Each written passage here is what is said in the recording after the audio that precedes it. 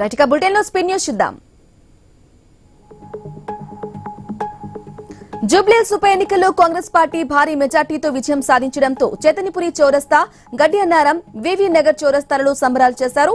Chaitanyapuri Congress party అధ్యక్షులు శశిధర్ రెడ్డి, గడ్డి Annaram division అధ్యక్షులు వేణుగోపాల్ యాదవ్ ఆధ్వర్యంలో పటాకులు కాల్చి మిఠాయిలు పంచుకున్నారు.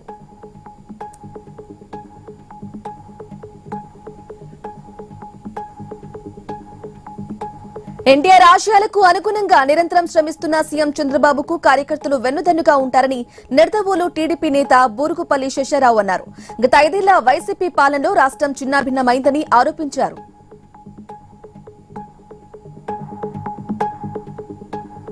కడప జిల్లా బద్వేల్ నియోజకవర్గంలోని మండల పంచాయతీల టీడీపీ ఇన్ఛార్జ్ల నియామకం జరిగింది.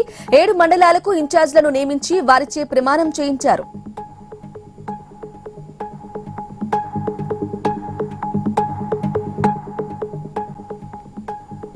ఎన్టీఆర్ జిల్లా నందిగామలోని శ్రీ విఘ్నేశ్వర స్వామి వారి దేవస్థానంలో దొంగలు హల్చల్ చేశారు. రాత్రి సమయంలో ఆలయ తాళాలు పగలగొట్టి హుండీ అపహరించారు దొంగలు. స్థానికుల ఫిర్యాదుతో పోలీసులు దర్యాప్తు చేపట్టారు.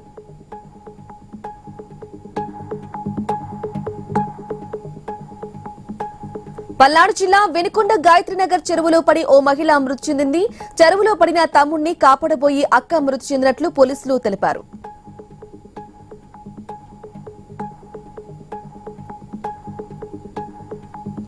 సముద్ర నీటిలో కాలుష్యం కలకలం రేపింది. సూర్యారావుపేటకు సమీప తీరంలో చేపలు చనిపోవడంతో మత్స్యకారులు ఆందోళన చెందుతున్నారు.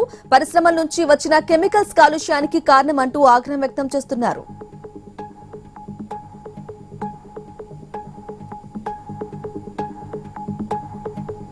మేడ్చల్ జిల్లా కీసర రామలింగేశ్వర కాలనీలో తలారి స్వప్న అనే మహిళ అనుమానాస్పద మృతి చెందింది. ఇక భర్త శ్రీను ఫిర్యాదుతో పోలీసులు కేసు నమోదు చేసుకుని దర్యాప్తు చేస్తున్నారు.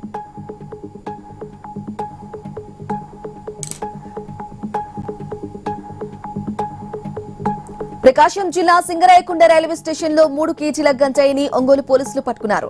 ఎర్రకులం వెళ్లే రైలు అక్రమంగా గంజాయి తరలిస్తున్నట్లు సమాచారం అందుకున్న పోలీసులు తనిఖీ చేశారు. గంజాయి స్వాధీనం చేసుకుని నిందితుడిని అరెస్టు చేశారు.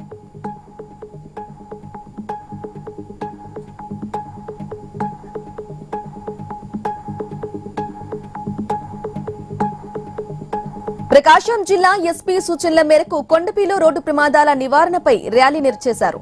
విద్యార్థులతో కలిసి ఎస్ఐ ప్రేమ్ కుమార్ అవగాహన ర్యాలీ నిర్వహించారు. వేగంగా వెళ్లటం ముఖ్యం కాదని క్షేమంగా వెళ్లటం ముఖ్యమని ఎస్ఐ సూచించారు.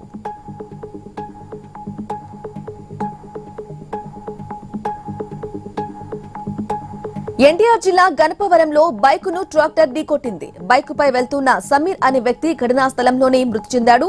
మృతుడు జి కొండూరు మండలం కండ్రిక గ్రామానికి చెందిన పెయింటర్ గా పోలీసులు గుర్తించారు.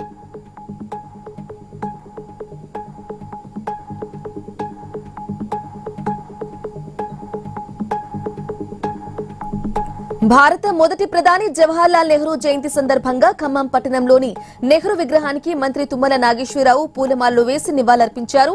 నెహ్రూ వారసులుగా ఇందిరాగాంధీ, రాజీవ్ గాంధీ దేశ ప్రగతిలో తమదైన ముద్ర వేశారని కొనియాడారు.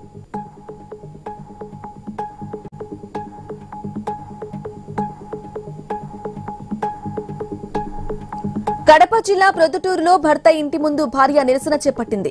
పట్టణానికి చెందిన మధుకు బద్వేల్ కు చెందిన వెంకటరమణితో జూన్ 8న వివాహం జరిగింది. 6 నెలలు గడుస్తున్నా తమ కూతుర్ని కాపురానికి తీసుకెళ్లలేదని రమణి తల్లిదండ్రులు ఆవేదన వ్యక్తం చేస్తున్నారు.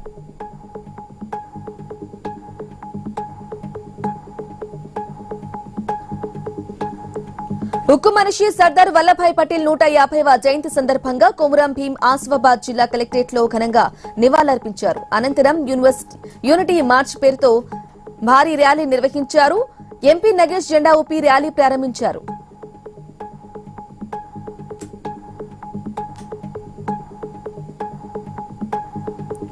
మాజీ సీఎం జగన్ ఇచ్చిన స్థలాల్లో లబ్దిదారులు ఇల్లు కట్టుకుంటే టీడీపీ నేతలు గృహ ప్రవేశాలు చేస్తామని చెప్పడం హాస్యాస్పదంగా ఉందని అంబేద్కర్ కోనసీమ జిల్లా వైసీపీ అధ్యక్షుడు చీర్ల జగ్గిరెడ్డి మండిపడ్డారు.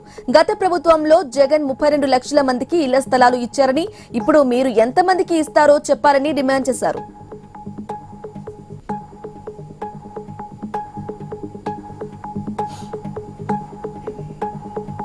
ఎన్టీఆర్ జిల్లా జగ్గైపేట షేర్ మహమ్మద్ పేటలో దొంగలు బీభత్సం సృష్టించారు.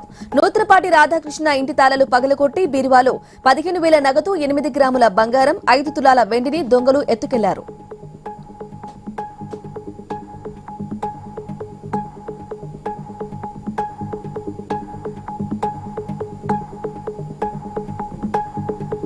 కరీంనగర్ జిల్లా సైదాపూర్లో కోతుల బెడద ఎక్కువైంది. ఇండ్లు, పొలాలు, షాపులు, హోటళ్లు తేడా లేకుండా హల్చల్ చేస్తున్నాయి.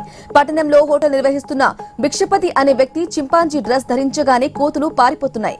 భిక్షపతి చేసిన ఉపాయానికి స్థానికులు అభినందిస్తున్నారు.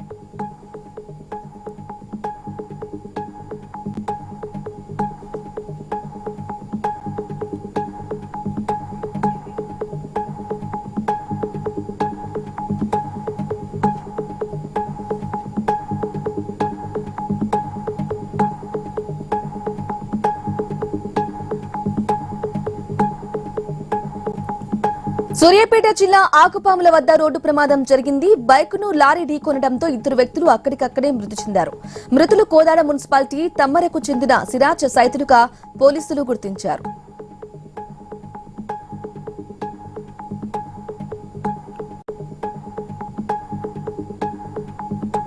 సాగునీటి రంగ నిపుణులు, తెలంగాణ ఉద్యమ నాయకులు విద్యాసాగర్ రావు జయంతి సందర్భంగా మాజీ మంత్రి హరీష్ రావు నివాళులు అర్పించారు. తెలంగాణకు జరిగిన నీటి దోపిడీని, అన్యాయాన్ని సామాన్య ప్రజలకు అర్థమయ్యేలా వివరించి జల విజ్ఞాన నిధిగా ఆయన అందించిన సేవలు చిరస్మరణీయమన్నారు.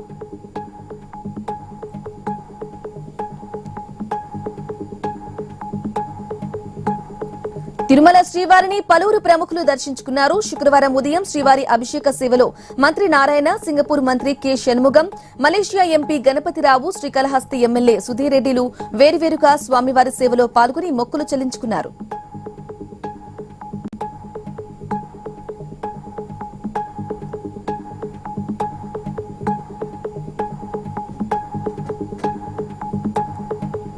రామగుండం ఎన్టీపీసీ 48వ ఆవిర్భావ దినోత్సవ వేడుకలను ఘనంగా నిర్వహించారు. ఎన్టీపీసీ ప్లాంట్ సమీపంలో సంస్థ ఈడీ చందన్ కుమార్ సమంత వేడుకలను ప్రారంభించారు. ఇక 1978 నవంబర్ 14న అప్పటి ప్రధాని మొరార్జీ దేశాయ్ నిర్మాణానికి శంకుస్థాపన చేయగా ప్రస్తుతం 2600 మెగావాట్ల విద్యుత్ ఉత్పత్తి అవుతుందని ఈడీ తెలిపారు.